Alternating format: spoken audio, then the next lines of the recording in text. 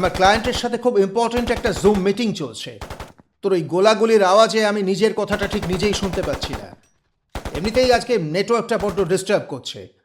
বাবা, আমি একটা ক্রুশিয়াল টুর্নামেন্ট খেলছি।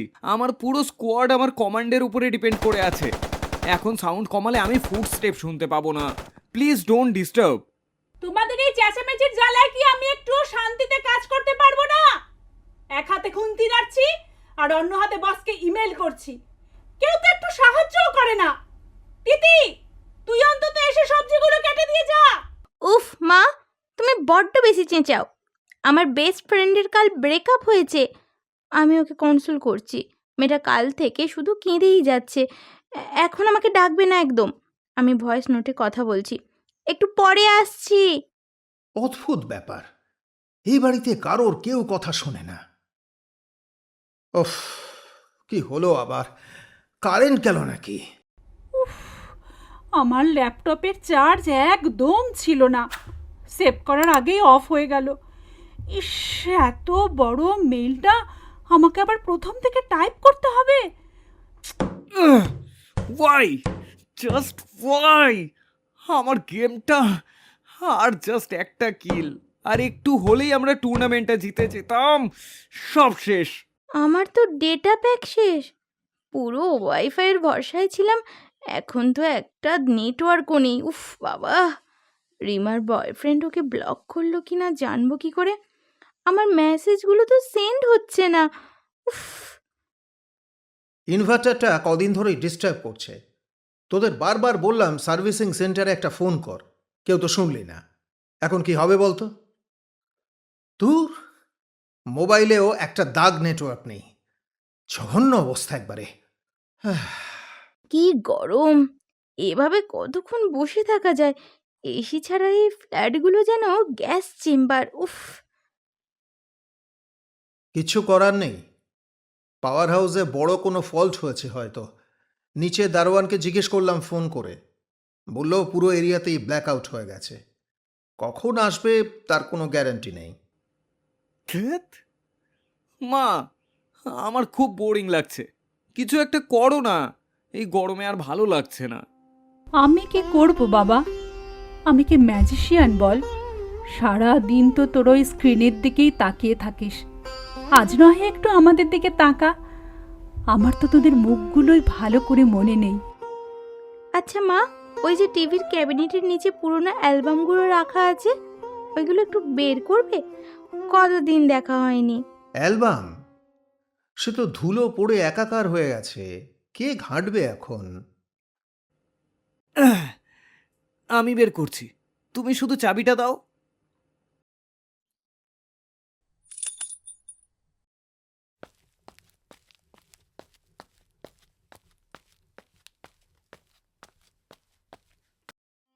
ওমা, এটা আমি? এত গোলগাল ছিলাম আমি ছোটবেলায়। হ্যাঁ রে, গোলগাল তো ছিলি, আর সারা দিন শুধু খাওয়ার জন্য কাঁদতিস। এই দেখ, এটা না আবিরের 5 বছরের জন্মদিনের ছবি। তুই ওর সামনে থেকে পায়েসের বাটিটা টেনে নিয়ে নিজে খেয়ে নিয়েছিলিস। আর এই ছবিটা দেখ বাবা, তুমি তখন এত বড় চুল রাখতে। পুরো 90-এর দশকের হিরোদের মতো লাগতো। দারুণ তো। তখনকার দিনে ওটাই ফ্যাশন ছিল রে। তোর মায়ের তো আমাকে ওই লুকেই প্রথম পছন্দ হয়েছিল, তাই না রূপা? আহ, ছেলে মেয়ের সামনে কি সব আজে বাজে বকছো? আমার মোটেই ওই লুক পছন্দ হয়নি। আমি তোমার গান শুনে ইমপ্রেস হয়েছিলাম। বাবা গান গাইতো? সিরিয়াসলি? আমি তো কোনো দিনও শুনিনি।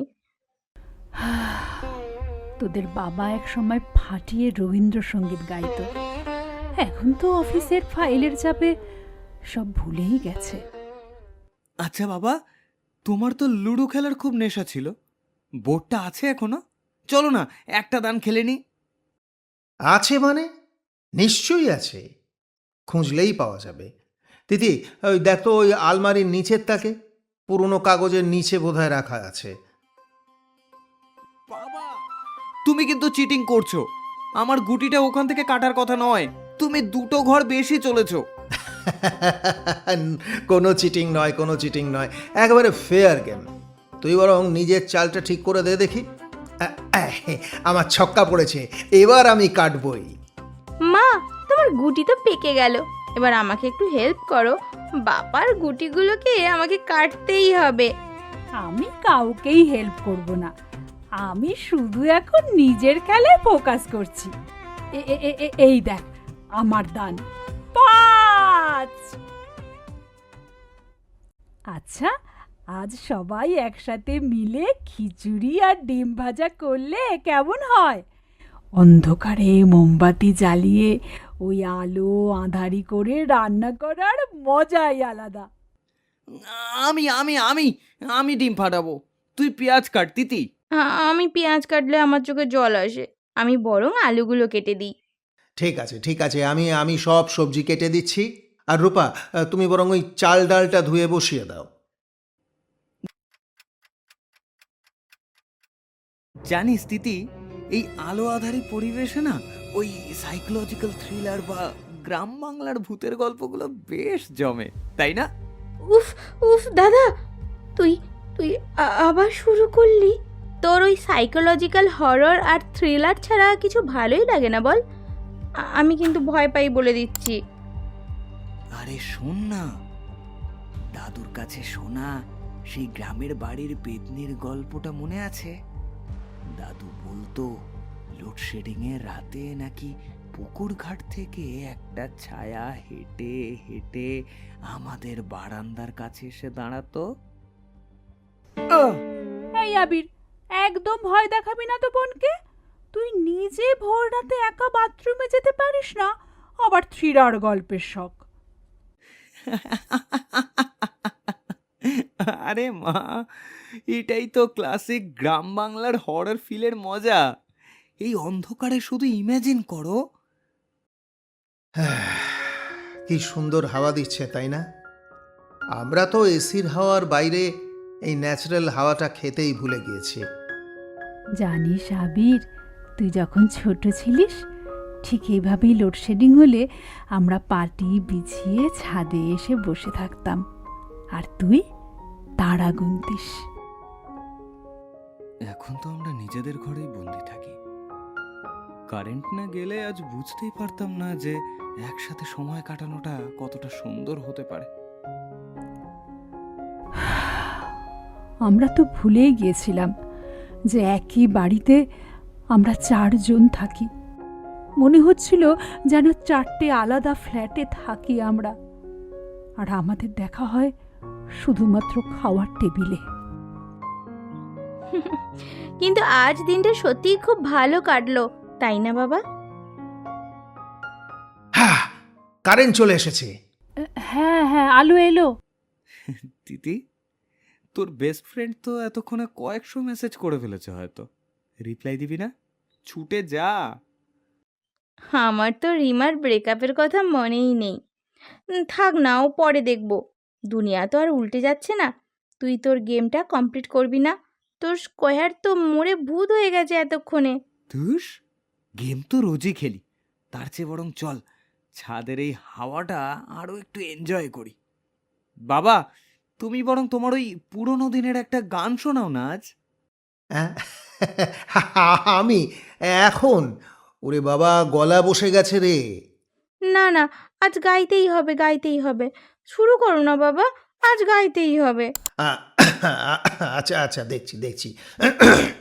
পুরানো সেই দিনের কথা ভুলবি কি রে হায়, ও সেই চোখের দেখা প্রাণের কথা সেই কি ভোলা যায়।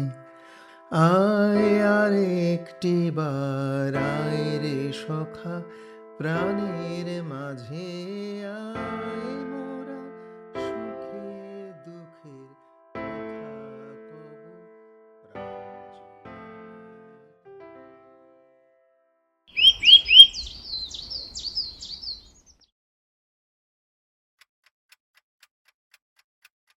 আবির, তিতি, তাড়াতাড়ি আয়।